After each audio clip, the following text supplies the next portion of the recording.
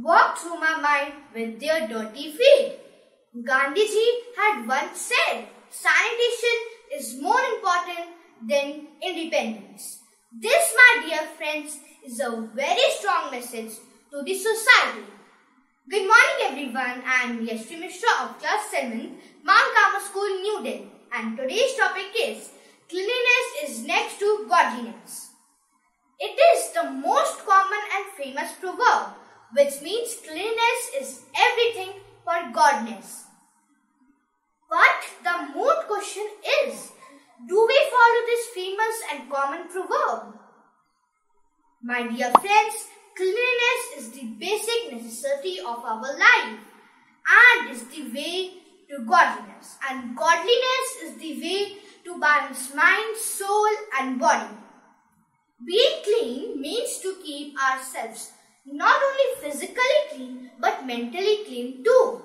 Cleanliness is also considered an important virtue in our religions too. In Hinduism, Srimad Bhagavad Gita repeats this word cleanliness termed Saukam in more than 5 slokas. Christianity too has placed a strong emphasis on hygiene. Swachh Bharat Mission, Ghar Ghar Shauchalaya, etc. are stepping stones by the government towards cleanliness.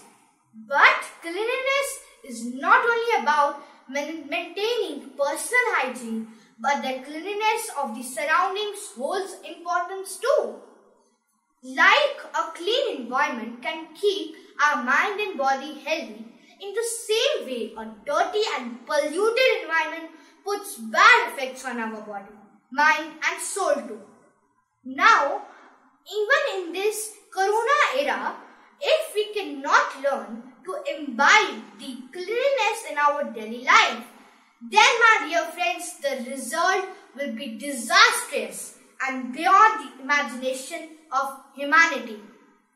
And in the end, I would like to say, Chukchusha mancha vacha karmana cha chaturvidam prasadeti ste loke tasya loke prasideti, which means respect the word with your clean mind, clean heart, wise words, and the world in response will respect you, and friends, then you will actually feel the cleanliness is next to godliness. Thank you.